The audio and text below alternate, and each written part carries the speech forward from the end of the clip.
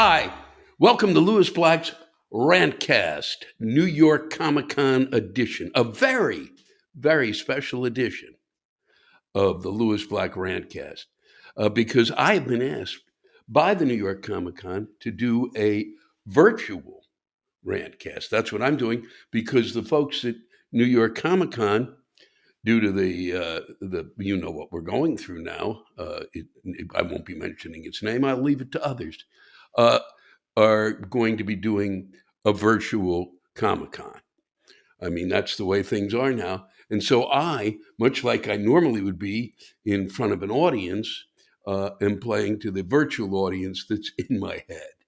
And it's a pleasure to be with you all. And I take great joy in sharing with you the joys, the highs, the lows, the moans, the gripes, the bitches, that you will be hearing from the folks who go to the New York Comic Con each year.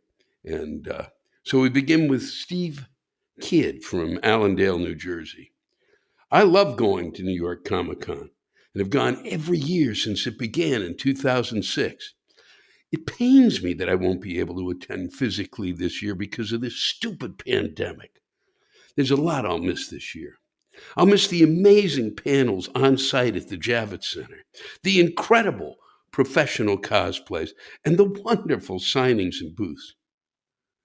What I won't miss, however, are the long lines for certain special booths and experiences, and especially the off-site panels at Madison Square Garden, which are usually the highest profile ones I'd really want to attend. If they were at the actual convention center, you bet your sweet ass I'd be there. But no, I have to walk a quarter of the way into town to see them, and there's no way in hell I'm risking heavy traffic, scalpers, crazy people, and other random crap to see a Doctor Who panel or something. What am I, Indiana Jones? Regardless, I hope to be back next year, and I'm sure Lewis and I agree on one thing.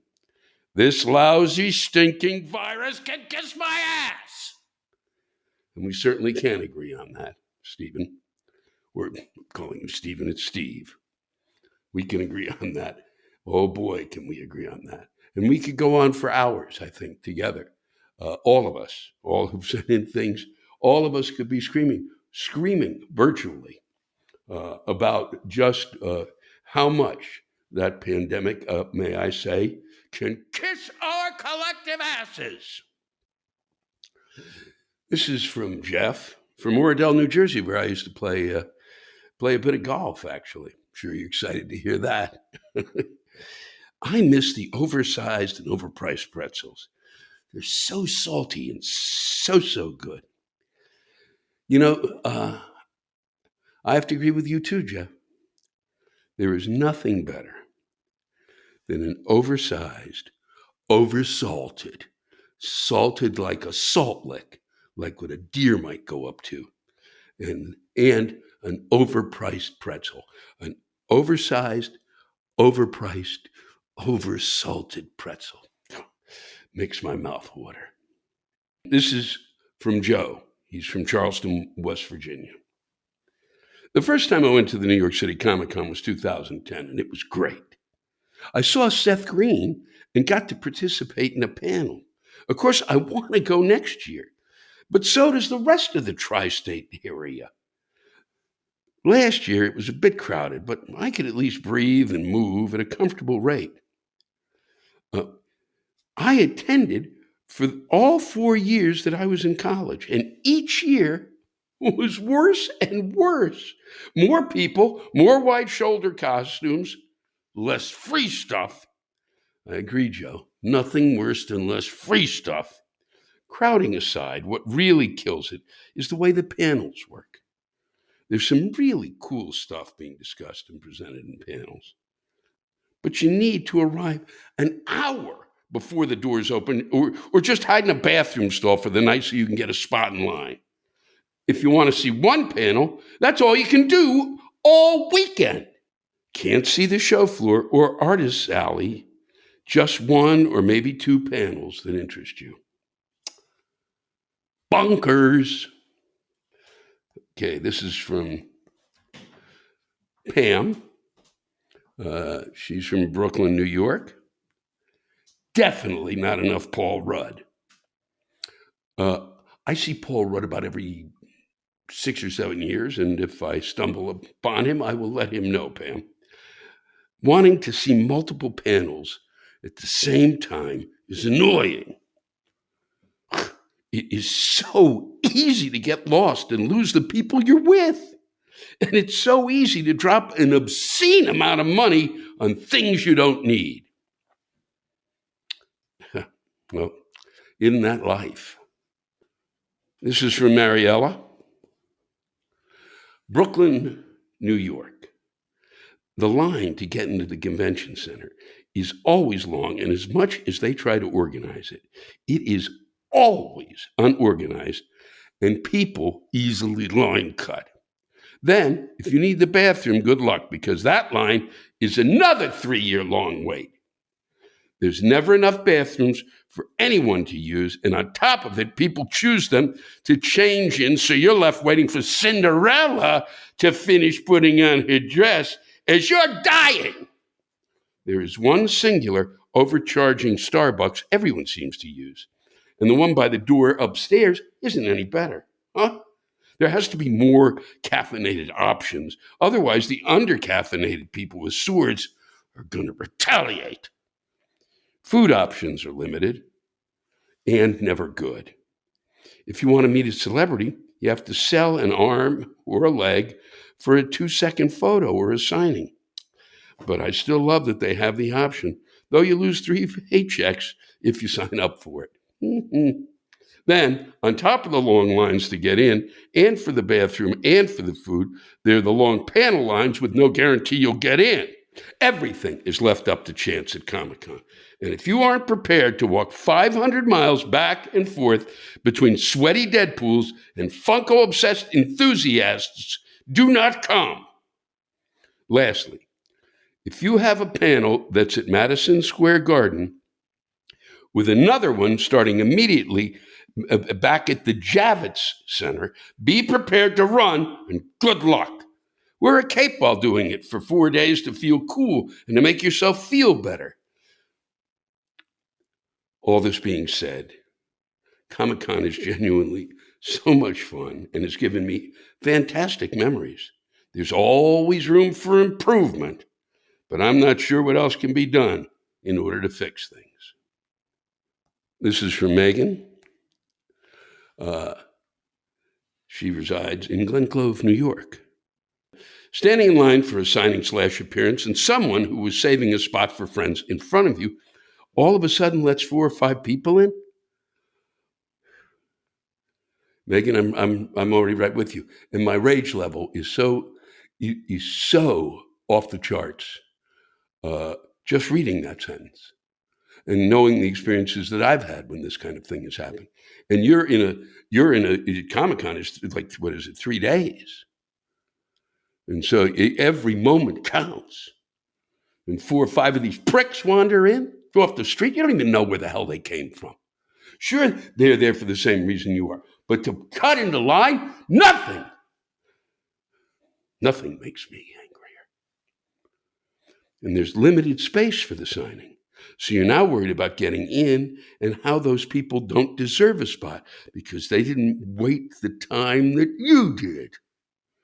Go to the back of the line like everyone else who shows up late, or be here the whole time. Good luck with that, Megan. That would require people to show a kind of sensitivity. Maybe they will. Maybe they will after the pandemic. But to be honest, Megan, I'm not going to take that bet. This is from Jackie C. She's from Woodmere, New York. Dear God, do I miss being stuck between a sweaty Wolverine cosplayer and an annoying JoJo cosplayer. I'd give anything right now to be on the con floor, unable to move because it's so crowded, my feet hurting like hell, complaining about how miserable I am. I miss you so much, New York City Comic-Con. I'd even tolerate someone slapping everyone's asses with a yowie paddle. Baby, come back to me. I'm not sure about that yowie paddle thing myself. I gathered from that they use it in the cosplayers use it, and I'm not sure that's really right. That type of thing. Maybe in a married couple, but even then, you really have to have a safe word when you've got a paddle. You really do. Something to think about. Yowie's a good word for it, though. You get hit in the ass, you go, yowie! Well, we're going to take a short break now as I go look for my yowie paddle. And because I've got some things that I really need to get off my chest. So I brought along a clip for you. It's from my new special, the Thanks for Risking Your Life. And I do hope you enjoy it. It'll be coming on October 6th. You'll be able to find it on 146 platforms. And those of you who go to New York Comic Con probably know at least 132 of them. Of that, I can be assured. I'll be back in just a little bit after I yowie. Many of you, I'm sure, don't listen to our leader, and that's a big mistake. I know that when he comes on, some of you go, and you're missing something important, an important lesson, one that he has taught me, and it has changed my life. And one of the reasons that I'm visiting your village is to share that with you. That's right. And what is that important message? And what is it that changed my life? And what is it that makes me so fucking happy now? Is because my leader has taught me that if I think it, it's true.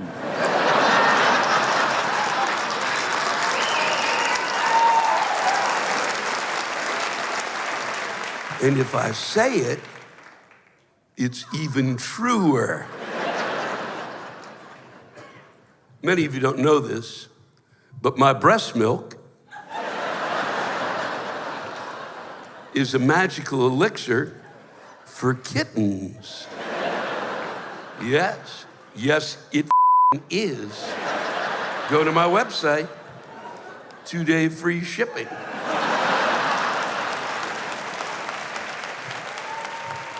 I could pull my fly down now. My would hit the back of this room. Yes, it would. Yes, it would. I know this because I thought it. Many is the time I stand on the street, a woman has to stand a block away to talk to me. I can barely see the awe that's in her eyes.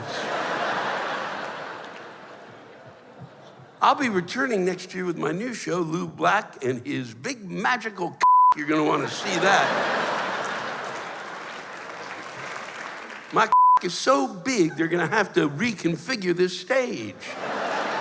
My is gonna go there and there and there and there. The light show is spectacular.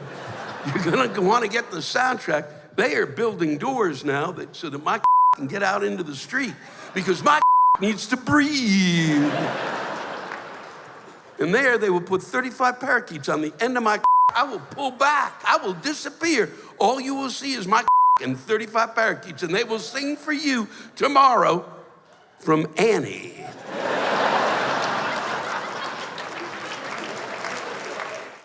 Hello, back again for a very special edition of Louis Black's Rantcast, the New York Comic Con edition.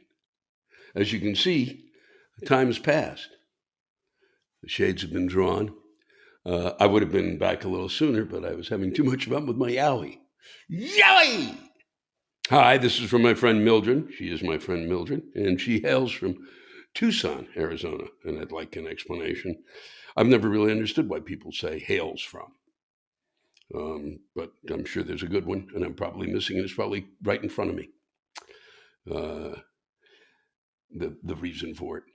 If you could, send it in to my website, it would clear things up for me. It'd be really good.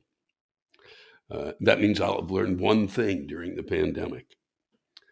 So Mildred has this to say. I'm really going to miss a parade of overweight Batman, Captain Americas, Wonder Women, Hulks, Thors, Jokers, Spider-Man, Black Panthers, Doctor Strangers, and God only knows how many other would-be Marvel superheroes in their skin-tight outfits with oversized cod pieces and droopy, haven't seen Perky in 20 years breasts. Thousands of geeky Sheldons strolling the streets and sidewalks, slapping their ample asses in diner booths, doing bad impersonations. That's impersonations of Robert Downey Jr. Then, when they actually walk by the real Robert Downey Jr., they don't believe it's really them. How will I live without that Game of Thrones reunion? Or the 1,007 times idiots in the food line flashed the Spock live longer and prosper hand thing at the jaded, rubber-gloved 67-year-old angry would-be retiree who got screwed by Bernie Madoff and now has to spend weekends handing out hot dogs cooked in Indian Point effluent right along with the batter-dipped three-eyed fish.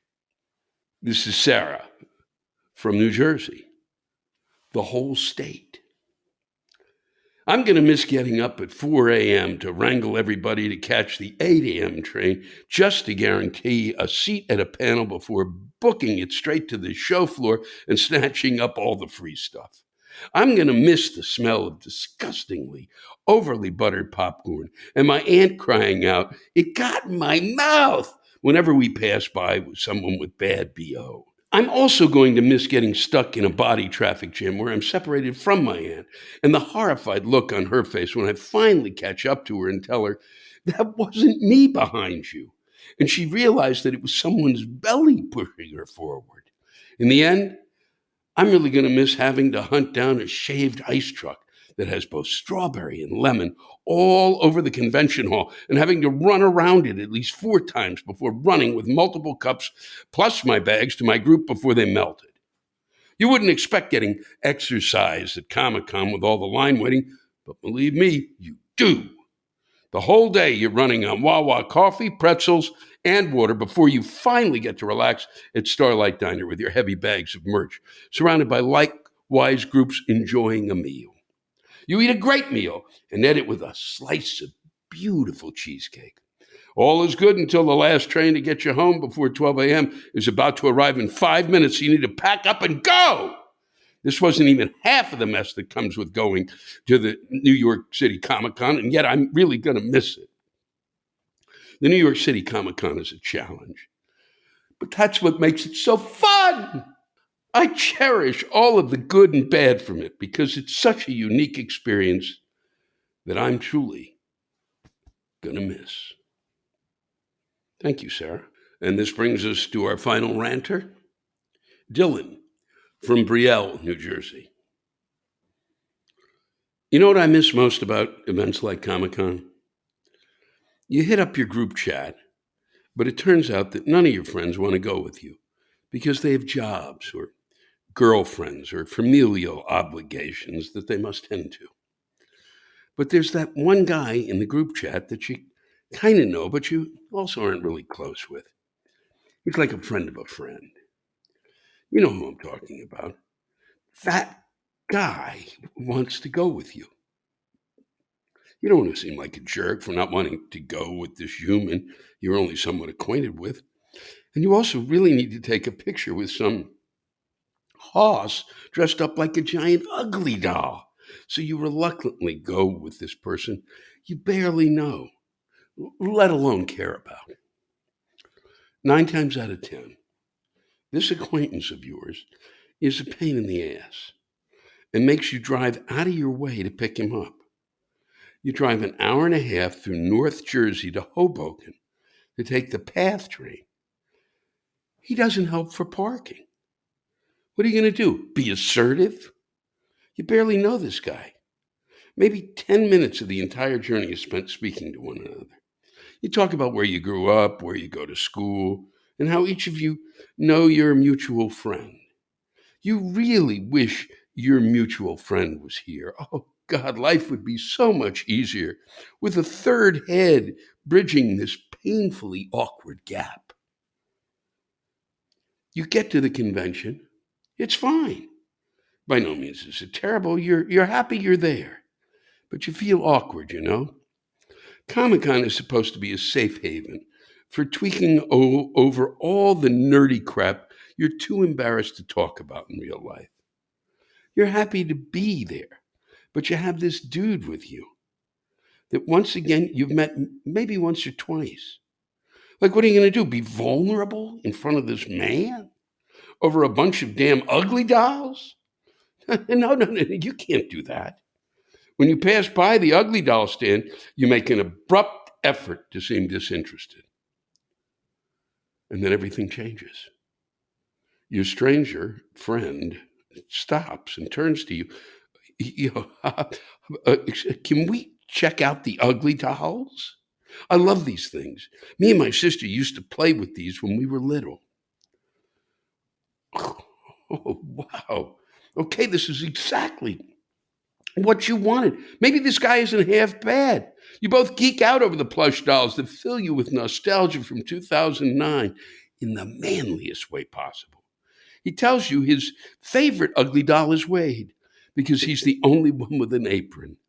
You agree and dap each other up.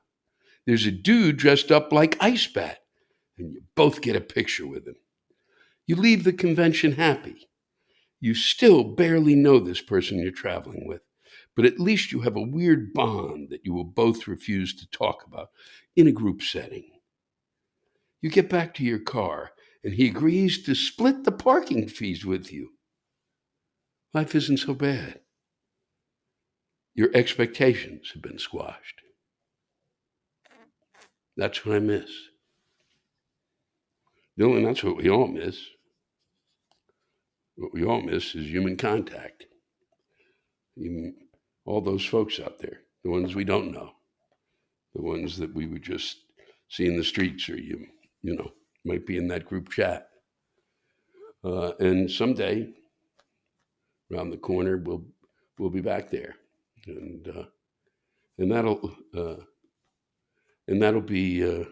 be good, and there'll be another Comic-Con, and I'm hoping it'll be next year. It better be next year, or I'm going to be one angry fucker.